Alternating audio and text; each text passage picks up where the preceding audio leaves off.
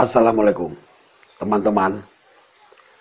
Mengapa saya sarankan Anda tidak mengembalikan motor atau mobil yang gagal kredit? Saya menyarankan kepada Anda untuk tidak mengembalikannya ke leasing. Alasannya apa? Ya kan? Begini rekan-rekan.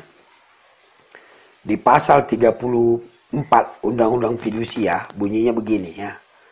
Ayat 1-nya. Dalam hal hasil eksekusi melebihi nilai penjaminan, penerima fidusia wajib mengembalikan kelebihan tersebut kepada pemberi fidusia. Artinya apa? Kalau misalnya motor kita dilelang sama leasing, kalau ada sisanya, wajib dikembalikan kepada nasabah tadi, konsumen. Ya, ayat 2-nya. Apabila hasil eksekusi tidak mencukupi untuk pelunasan hutang, debitur tetap bertanggung jawab atas utang yang belum terbayar. Artinya apa? Kalau hasil lelang motor tadi, uangnya tidak mencukupi untuk membayar hutang kita ke leasing, kita wajib tetap melunasinya. Itu menurut pasal 34 Undang-Undang Fidusia. Jadi, kalau kita misalnya tidak sanggup membayar motor kita lagi, kita kembalikan itu motor ke leasing dengan harapan hutang kita lunas tentunya ya. Maka leasing akan menjual motor itu untuk membayar hutang kita, sisa hutang kita. Ya. Nah, kalau misalnya motor kita tadi dijual cukup untuk membayar hutang kita, maka selesailah permasalahannya. Tapi kalau motor kita tadi dijual uangnya tidak cukup membayar hutang kita atau sisa hutang kita di leasing, maka sisanya itu wajib kita tetap bayar. Ya. Contoh, misalnya nih rekan-rekan, kita beli motor harga 10 juta. Ya. Lalu kita leasingkan. Nah, karena kita leasingkan kan jadi ada bunganya. Jadi jumlah total hutang kita ke leasing menjadi 15 juta. Kalau 5 juta bunganya ya kan. Nah, lalu kita menyicil selama 15 kali.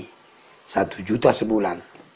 Nah, setelah berjalan 5 bulan, berarti kita sudah bayar 5 juta kan.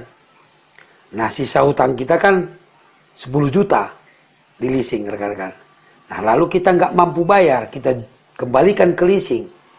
Leasing akan menjual motor itu. Misalnya motor itu laku 7 juta.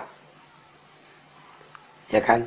Berarti kalau dibayarkan untuk hutang kita yang 10 juta tadi, berarti kan kita masih punya hutang 3 juta ke leasing rekan-rekan. Itu wajib kita kembalikan. Nah, ada leasing yang menagih tetap, ada yang membiarkannya. Ya rekan-rekan. Namun meskipun leasing membiarkannya, kita akan tetap berhutang ke leasing itu. Makanya kita di blacklist di BI karena dianggap cacat. Karena kita masih punya hutang 3 juta. Itulah alasannya mengapa saya katakan jangan buru-buru dikembalikan ke leasing. Perhitungkan dulu, ya kan?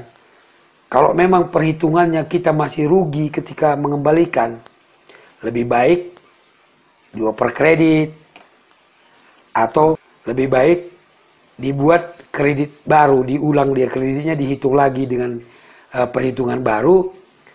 Kita minta kepada leasing supaya perpanjang masa leasingnya, masa kreditnya, cicilannya dikurangi gitu. Itulah contohnya misalnya kalau kita mau cari jalan terbaik.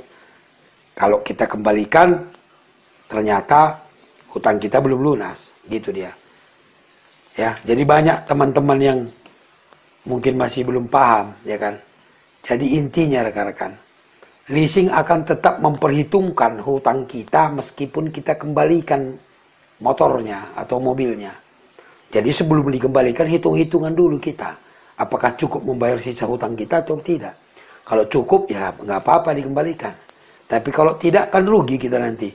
Di blacklist di BI atau ada juga leasing yang tetap menagih. Ya kan? Paham ya rekan-rekan ya? Nah, itu buat pertimbangan kita, rekan-rekan. Jadi jangan buru-buru dia memang dikembalikan langsung ke leasing, hitung dulu dia. Ya, mudah-mudahan ini rekan-rekan paham. Tidak bertanya-tanya lagi kenapa mesti ada juga yang mengatakan kalau kita kembalikan lunas hutang kita, belum tentu, hitung-hitung dulu dia, ya kan? Tapi seperti saya katakan tadi, ada leasing yang tidak mau mengejar sisa hutang kita, tapi kita dicatat di BI, jadi catat. Ada juga yang tetap mengejar jadi ya. Ya, itulah rekan-rekan. Jadi saya tetap menyarankan kalau kita gagal kredit, jangan buru-buru dikembalikan. Dihitung-hitung dulu untung ruginya. Ya rekan-rekan. Kalau masalah penarikan, debt collector dan lain sebagainya, sudah banyak saya buat videonya. Teman-teman bisa cek di Elang Maut channel. Tetap semangat, tetap tonton channel Bang Benny supaya kita terhindar dari kesewenang-wenangan. Assalamualaikum.